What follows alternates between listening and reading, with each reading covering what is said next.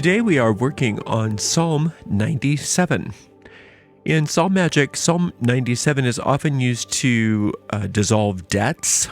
It's also used for unity within a family or overcoming family problems. And it's also used to overcome problems with the law. And today we are actually going to use it to banish cynicism. We're going to use it to banish cynicism. It's very, very easy to become cynical, especially with things the way they are. The world has a tendency to go through periods of upheaval and problems. The ego likes to use that as proof that nothing is good and that there is no way out and everything's bad and there's nothing you can do about it and you should be very cynical. And we understand as magicians that those kinds of attitudes will actually hamper our ability to have success with our operations. So you can use this psalm to overcome that cynicism so that you can claim your power back. And the way we work Psalm Magic is very simple and very effective. We take the psalm in question and we read it out loud all the way through once without stopping. This is known as an incantation. The second step in that formula is to go back through the psalm and to consider each verse one at a time in order, and to dig for and search for hidden occult meanings within each of those verses. We call these magic seeds. And when we do that, when we go through and just kind of work and find those seeds of magic, not only are we discovering them, but through doing that, we're actually planting those seeds into the fertile grounds of our deep mind. And in a very real way, those seeds take root and they grow, they blossom forth, and then they bear fruit after their kind. And that's exactly what we are going to do together right now with Psalm number 97. The Lord reigneth, let the earth rejoice. Let the multitude of isles be glad thereof. Clouds and darkness are round about him. Righteousness and judgment are the habitation of his throne. A fire goeth before him, and burneth up his enemies round about. His lightnings enlightened the world. The earth saw and trembled. The hills melted like wax at the presence of the Lord, at the presence of the Lord of the whole earth. The heavens declare his righteousness, and all the people see his glory. Confounded be all they that serve graven images, that boast themselves of idols. Worship him, all ye gods. Zion heard and was glad, and the daughters of Judah rejoiced because of thy judgments, O Lord. For thou, Lord, art high above all the earth. Thou art exalted far above all gods. Ye that love the Lord hate evil. He preserveth the souls of his saints. He delivereth them out of the hand of the wicked. Light is sown for the righteous, and gladness for the upright in heart. Rejoice in the Lord, ye righteous, and give thanks at the remembrance of his holiness. All right, so here we go. We start right out with the Lord reigneth. So the Lord in the Psalms, we have to always orient ourselves so that we don't become superstitious and religious about what we're doing. We are not talking about some external deity that's sitting up in a cloud somewhere that is hurling down rewards and punishments based on our behavior. That is not what's happening. As a magician, we have to come into possession of wisdom before we can start any magical operation. And so we have to orient ourselves and seat ourselves very firmly in that wisdom. And the wisdom is that the Lord represents in these Psalms the truth that all is one, that there is only oneness, and that the supreme causative principle of the universe is what is being called the Lord here. And this is a force that is pre-gender, and it's an experience of the oneness that is reality.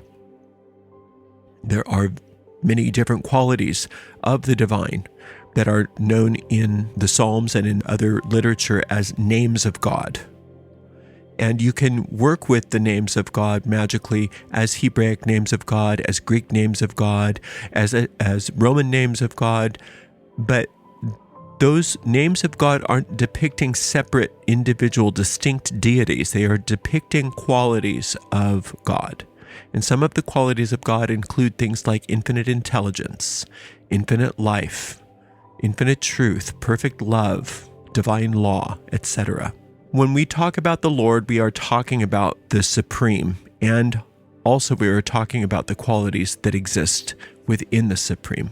So it says the Lord reigneth. So remember that the Psalms were written at a time when we only knew things like monarchies. We only knew of power being monarch. So in this sense, the Lord represents the king of all that is, the ruler of all that is.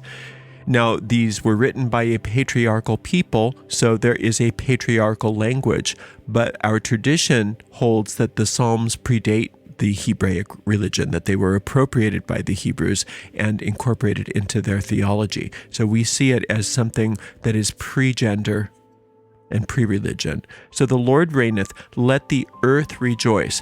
Now the earth represents the physical circumstances in your life. And that includes any problems that you might have. And in this case, even your cynicism. So it's saying, let the earth rejoice. That means let us rejoice that the problem that you're bringing to the psalm is already solved. Let the multitude of isles be glad thereof. Now, so as the earth is the physical reality in your life, the multitude of isles are how that reality can sometimes seem threatened. Sometimes it's solid, sometimes it's not. Sometimes it's earth, sometimes it's sea. So, and it just seems like maybe there's large swaths of land that seem safe, but then there's these little islands that may not seem safe to you. So let all of it be glad. Everything can be glad because the Lord is in charge of all of it. Remember that there's only cause and effect. And so if we understand where cause is and we align ourselves with that supreme cause, which we're calling the Lord in these Psalms, then the effects in our land and in our islands are assured. Safety is assured. Clouds and darkness are round about him. We can't always see things the way God sees them, because we are living within an illusion here. And so a lot of times it looks as though there is no God, that there is no Lord. And that's because clouds and darkness are round about him. But it comes right out with righteousness and judgment are the habitation of his throne. So behind that darkness, behind those clouds, behind those illusions, those illusions that there is no help available, is righteousness and judgment. That's the inhabitant of the throne of God. Two of the qualities of God here are called righteousness and judgment. Now, righteousness simply means that which is right. Righteousness simply means that which is eternal, that which is true, that which is good. That those are the qualities of God. That is always true. God is always goodness. God is always pure. God is always light. God is always the principle, not the shadow of the principle. So there is only the principle of prosperity. There is no principle of poverty. But we experience poverty in this world because of the shadows, because of those clouds, the clouds and darkness. Poverty is something that we experience here, but that's not part of the habitation of the throne. There's principle of health, but there's no principle of sickness. Sickness we do experience here, but that is because of the shadow. That is because of those clouds and darkness. So God does not inhabit sickness. God does not inhabit poverty. God does not inhabit any problems. So righteousness and judgment are what we want. We want that which is right, but then we also want God's judgment, because God sees sickness. God sees poverty. God sees any of those shadows and has judgment on it and says, nope, that's not true. That is not real. And we want that, because then those things disappear. A fire goeth before him and burneth up his enemies round about. Now, the enemies of God don't exist. The phenomenon of darkness is simply that which is shadowing light. But anytime you go into a room and you turn on an electric lamp, that the darkness is gone. There's no war. It's just the way it works. It's just truth in action. And there's a similar truth with God, that a fire goeth before him to burn up his enemies round about. It's simply the same thing said in a very poetic way. God's light brings the truth. And when there is truth, there is no darkness. There is no lie. There is nothing left to wonder about, because God's light completely abolishes everything that is not like itself. His lightnings enlightened the world. The earth saw and trembled. So you can think of that lightning bolt striking the tower in the tarot deck, right? It can seem really scary when everything comes tumbling down, but that's exactly what you want. It's exactly what we ask for. I don't want these problems anymore. So when those problems start tumbling down, it can seem scary, because at least you knew what those problems were. And that's why we don't want that cynicism. That's why we don't want those doubts. We don't want those fears.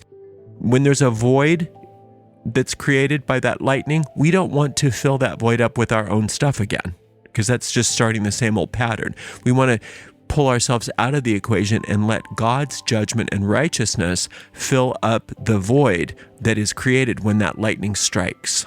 The hills melted like wax at the presence of the Lord, at the presence of the Lord of the whole earth. In this sense, the hills are talking about any kind of problem that you're bringing to the psalm.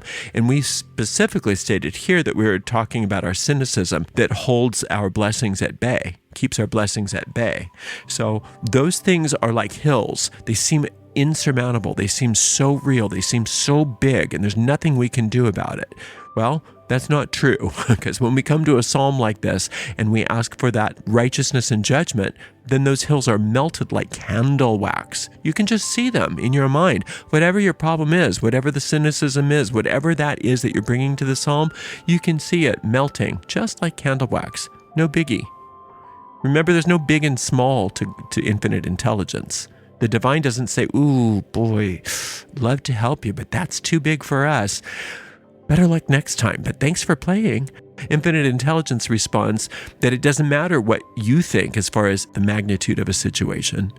Instead, it shows you, that infinite intelligence shows you, the Lord shows you that there is no magnitude. There's no difficulty that is too great or too small.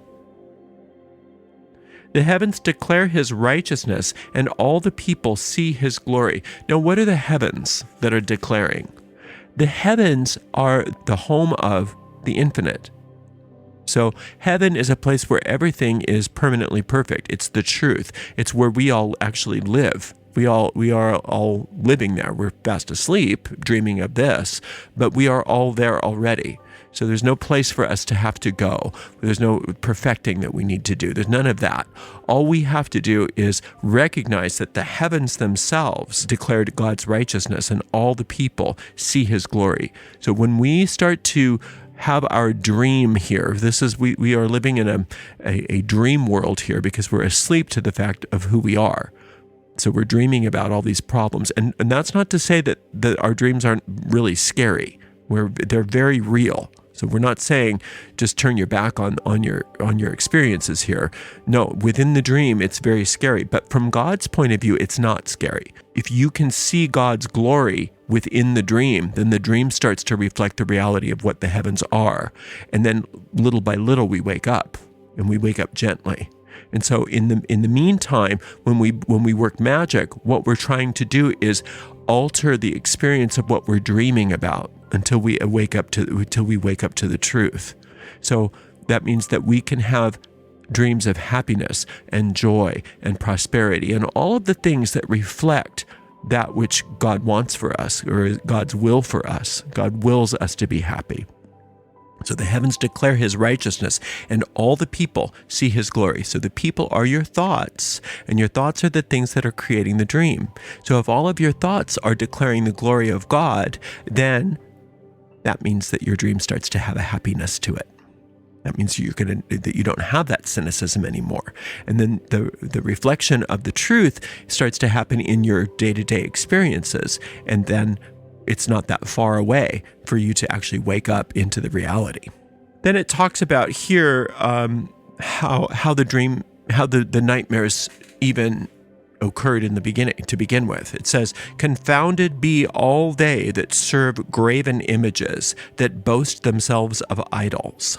Graven images are talking about anything that is in front of infinite intelligence. right? Graven images is something that you have created for yourself, a graven image. You've engraved it.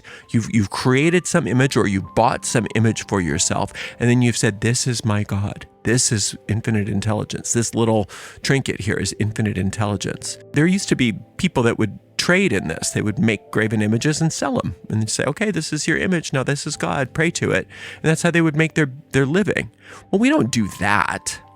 But what are your graven images? Graven images might be your finances, or your health, or your car, or your job, or your relationship. Right? What are the things in your life to you that you bow down to before you ever even think about infinite intelligence? So it's not so much when it says confounded be all they. It in the original Hebrew, it really means something more like be ashamed of. And be ashamed simply is a poetic way of saying stop it. Stop doing that. Stop thinking that the effects of thought are somehow now your gods. So everything in the manifest world is an effect of a thought. So your finances, your car, your relationships, everything that you can be going through are effects of thoughts. So don't start worshiping those and thinking that those graven images, those effects, are now your God. Because everything that you make your God that is not God turns you into its slave. That's just how it works. That's just a law in this world. It's just telling you to, where it says here, worship him, all ye gods. It's not saying that you can't have relationships. It's not saying that you can't have money. It's not saying that you can't have a car, that you can't have a career, that you can't have a job, or all of those things which you're treating like graven images. It's just that worship infinite intelligence first. And then all of those other things are just put right into right alignment and reorganized so that they start to reflect God's will for you. God doesn't want you to not have a job. God doesn't want you to be all alone. God doesn't want you to be unhappy. God doesn't want you to not have these things. It's just don't worship those things and then put God on the back burner.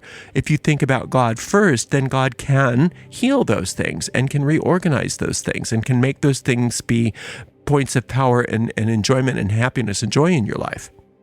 Zion heard and was glad, and the daughters of Judah rejoiced because of thy judgments, O Lord. So now Zion can be all of Israel. You know, that sometimes it is, but let's think about Zion as what it originally meant. It meant a hill. It actually meant a mountain, a very large mountain. And there's a temple on top of the mountain.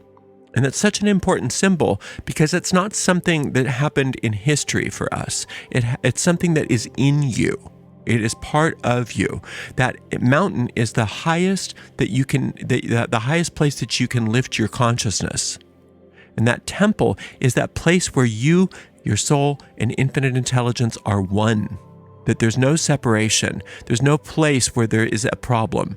There's no problem. There's nothing but perfection. There's only perfect love and perfect trust and unity and success and joy and all that is good.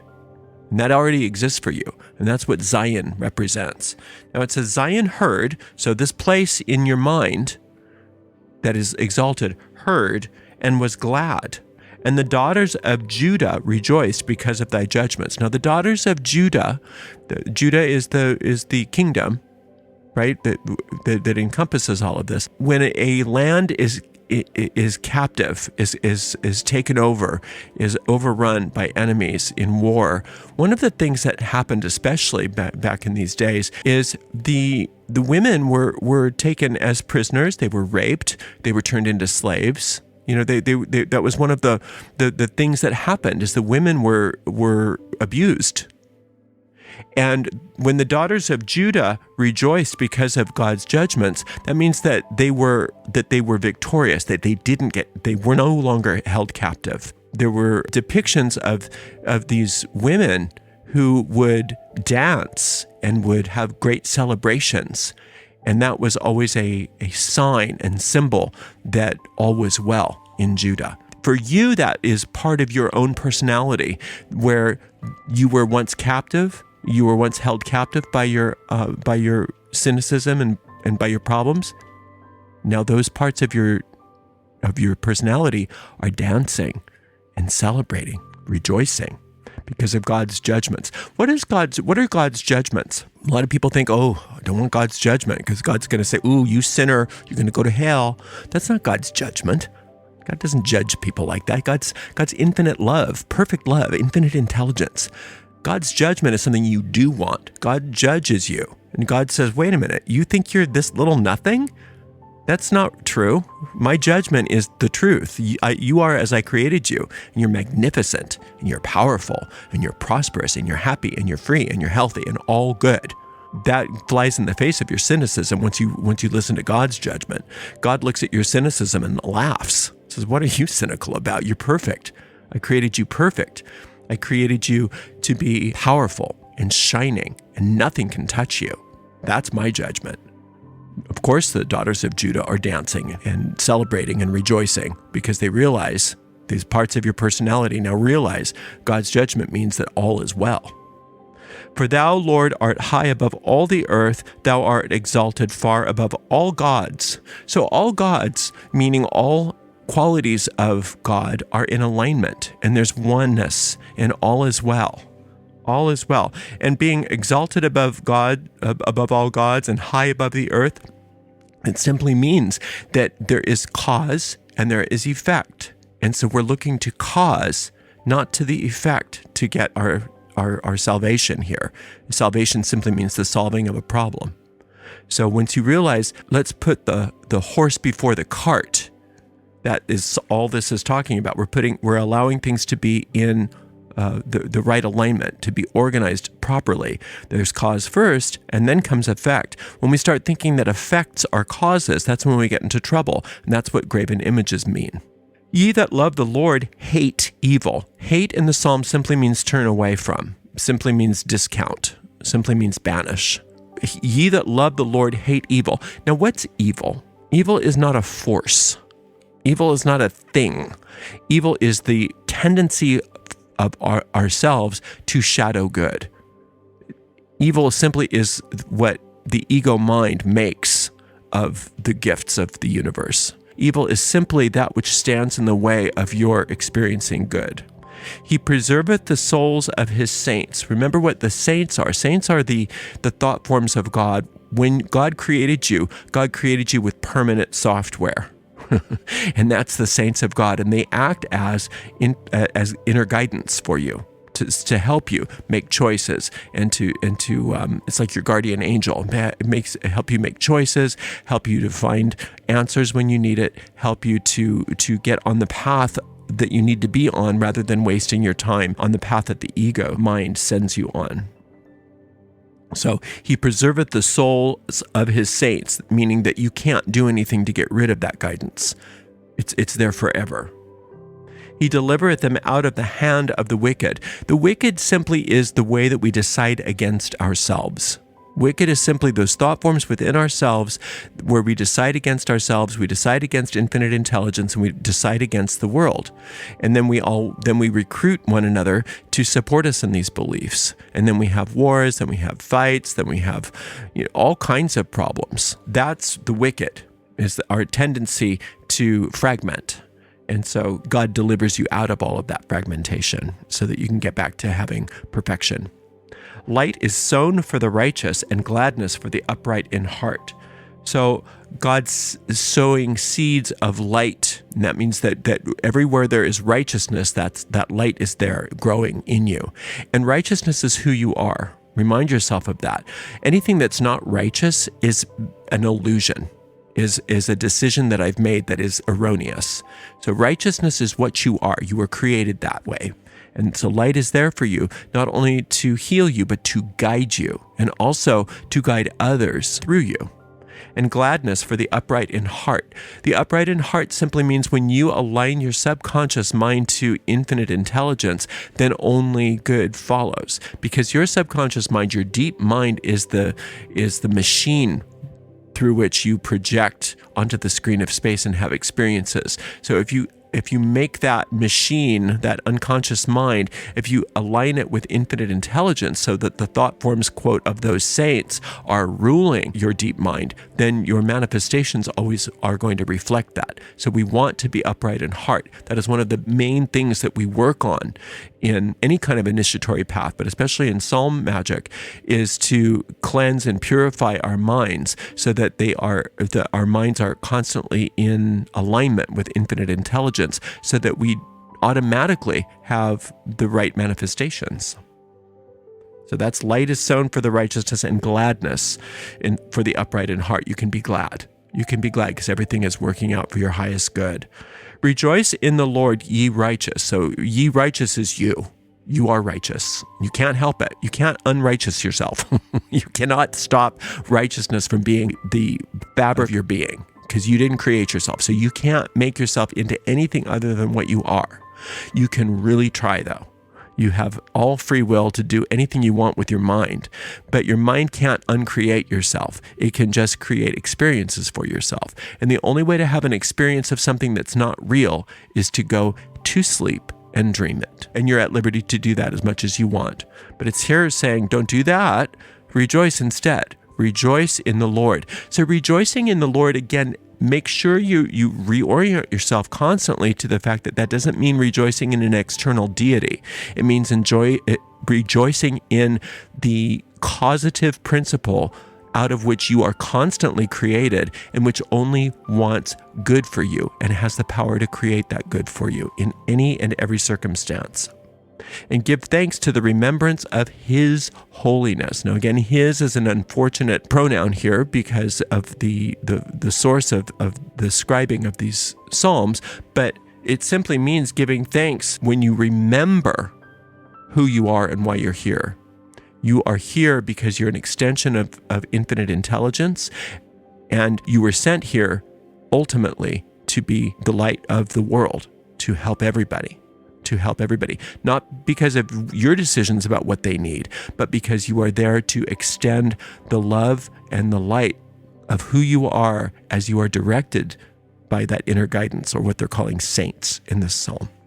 So that's how you do it. And you just keep coming back to the same psalm every single day until you get a sense that whatever you brought here, your problem or your goal, is on its way. And you have that sense of peace and certainty that all is well, it's all working out. Once you get that little click, that internal indication, then stop working on that thing and work on something else instead.